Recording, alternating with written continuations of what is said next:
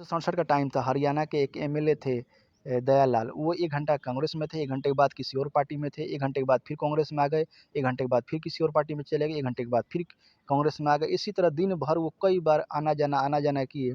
शाम को जब कॉन्फ्रेंस किया गया विजेंद्र सिंह के द्वारा, तो उनके द्वारा कहा गया है कि दया राम, आया राम, दया राम, आया राम। तो उसी दिन से कहावत बन गया कि आया राम, गया राम, आया राम, गया राम। उसी दिन से एक नया बिल का निर्माण होता है जिसको कहते हैं एंटी डिफेक्शन लॉ, और 1967 में बनाया गया सभी नेताओं के द्वारा कि अगर ऐसा करता रहा, अगर ऐसा ही चलता रहा, अगर इधर का एमपी उधर जाएगा, उधर का एमएलए इधर आएगा, तो पार्टी तो टूट जाएगी, बिखर जाएगी, तो हम लोग काम ही नहीं कर पाएंगे, इससे देश को बड़ा नुकसान होगा। तो क्यों नहीं एक बिल बनाया जाए।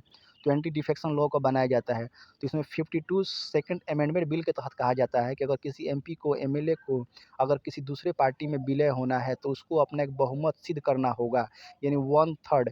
यानी कि अगर 10 में से 3 लोग एक साथ जाते हैं तो उसको लीगली माना जाएगा, वो लोग जाके किसी पार्टी में मिल सकते हैं।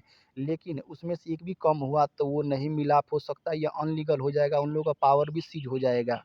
तो ये 1/3 लाया गया ये। उसके बाद देखा गया कि ये तो ईज़िली हो जा रहा है, फिर से इसमें भी लोग आना-जाना स्टार्ट किए हैं। ये आराम से 1/3 कोई भी बहुमत पारित कर दे रहा है और जाके किसी न किसी पार्टी में मिल जा रहा है। तो फिर 2003 में एक नया एक्ट फिर लाया गया, 91 अमेंडमेंट बिल।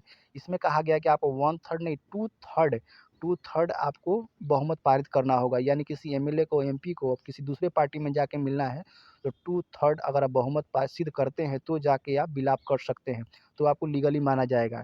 तो आज के टाइम में देखा जाए कि आम आदमी पार्टी के जो 7 सांसद हैं, उन्होंने 2/3 का नियम सिद्ध किया और अपनी बहुमत दिखाया, और दिखा के बीजेपी में उन्होंने ज्वाइन कर लिया। और ये आम आदमी पार्टी के लिए बहुत बड़ा एक कहा जाए कि सदमा है। आम आदमी पार्टी यहाँ पे टूटती हुई दिख रही है और बीजेपी यहाँ पे स्ट्रॉन्ग होती दिख रही है।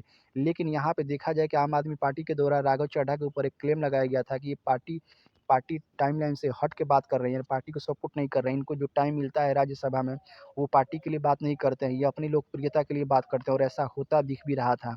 इसीलिए उन्होंने 2 अप्रैल को इनको पार्टी के जो मेन अध्यक्ष बनाए थे वहाँ से हटा दिया गया, और राघव चड्ढा ने अपने साथ 7 एमपी को लेके बीजेपी में ज्वाइन कर लिया है। तो आने वाला समय आपके लिए बहुत मतलब कि कहा जाए कि दुःख भरा दिन है, लेकिन बीजेपी के लिए ये बहुत बड़ा एक पावर एस्टेब्लिश है। और आज के टाइम में आज के नेता जो भी है इसी पे काम करेंगे, पावर, स्टेबिलिटी और एम्बिशन।